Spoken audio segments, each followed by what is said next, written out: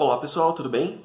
Galerinha, essa semana a gente continua falando sobre a questão dos espaços, os espaços urbanos, e propriamente nesse capítulo número 8 a gente vai falar da ocupação desses espaços, tá certo? Galerinha, logo aí na página 74 vocês vão ter 3 perguntinhas para responder na apostila, que se tratam aí da sua percepção sobre espaço, né, sobre ocupação de espaço. Depois a gente começa já com o assunto arquitetura e a criação de espaços, tá? Galerinha, a gente sabe que para arquitetura, né, para um projeto arquitetônico, são 3 motivos aí, 3 grandes, na verdade 4 grandes tópicos aí que fazem com que carregue-se essa estrutura, esse projeto arquitetônico. Então, primeiro, funcionalidade, depois técnica, custos e conforto, tá? Sem esses 4 pensamentos aí, um projeto arquitetônico não vai ter muita satisfação no seu fazer final. Então, na página 75 a gente vê um pouquinho sobre como se estuda essa ideia, né, desse pensamento aí da criação de novos espaços. Depois, página 76, a gente vai ver a questão da escolha das técnicas para se fazer a construção desses novos espaços. E aí, lá na página 77, a gente fala um pouquinho sobre bioconstrução. Bioconstrução é quando você vai usar materiais biossustentáveis ou recicláveis. Então você pode usar tanto materiais que venham da natureza direto, como assim, professor? Ué, a própria madeira, palha, enfim, todos esses materiais são naturais. Então eles podem ser reaproveitados aí na construção, na ideia, né, no projeto de construção de um espaço. E depois a gente tem um pouquinho a ideia da estética, né, de como esse espaço, de como essa construção vai se definir. Então, só para a gente entender aqui, a gente tem o pensamento, primeiro, do para que eu quero fazer esse projeto, né, qual o objetivo desse projeto, o estudo da técnica que eu vou usar para a construção desse projeto, depois, um estudo técnico de custos, né, e mais tarde da estética, de como isso vai se dar, e qual a melhor estética para isso se aplicar naquele momento. Como assim, professor? Digamos que cada momento, cada sociedade vai ter a sua estética, ou a estética que se aceita ou não. Eu não posso, por exemplo, construir um super ultra prédio em pleno século XXI, feito de madeira sem nenhuma estrutura que me garanta uma proteção contra vários fatores naturais, aí, como tempestade, como raio, etc. Né? Então eu tenho muitas coisas para me preocupar, aliados aí a uma série de outros fatores funcionais. Então isso aqui vai ser bacana, vai ser confortável para a ideia do que eu estou criando, esse espaço? Os materiais são confortáveis? A estética se enquadra dentro dessa ideia de projeto que eu estou criando? Então, um projeto arquitetônico ele tem que levar em consideração todos esses aspectos, tá? E aí a gente fala um pouquinho sobre a história da arquitetura.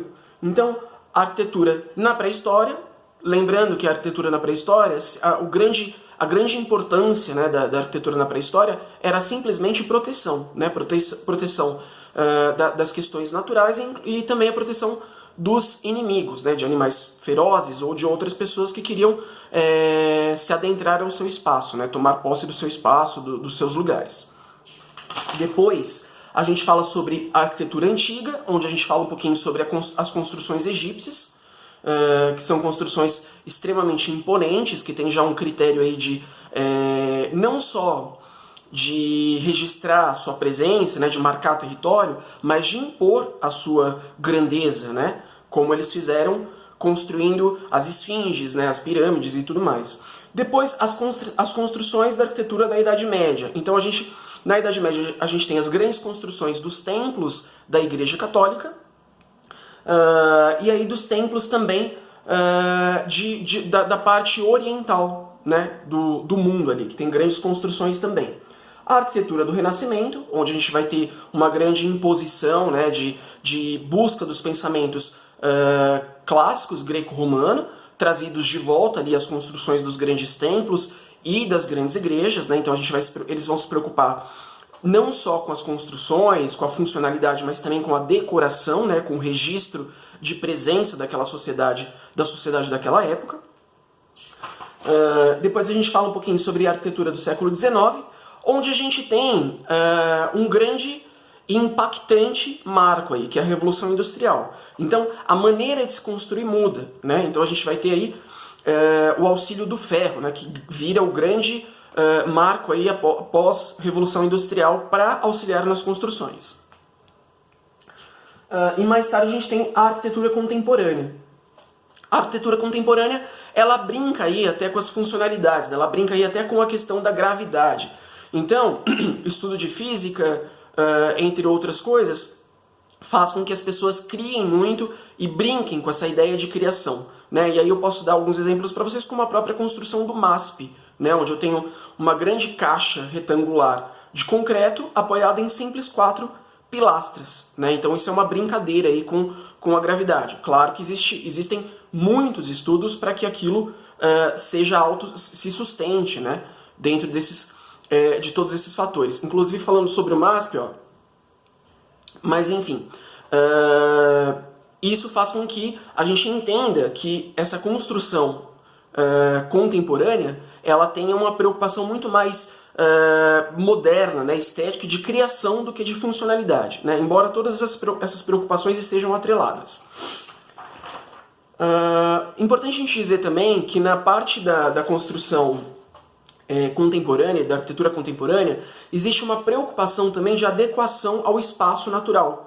Então, uma preocupação em se construir sem afetar ou afetando o mínimo possível o espaço natural. Então, deixa de se pensar, de ter aquele pensamento, né, arcaico de destruir tudo, né? Eu passo um compressor por todo aquele lugar, acabo com as árvores, acabo com tudo aquilo, vou deixar tudo bonitinho e aí construo a partir disso. Não, a construção, a arquitetura contemporânea, ela pensa, na verdade, em fazer parte, né, em manter o seu entorno natural, né? Então, por isso que as construções contemporâneas, elas vão ter sempre essa ideia de preservar o entorno ao redor dessas construções, tá?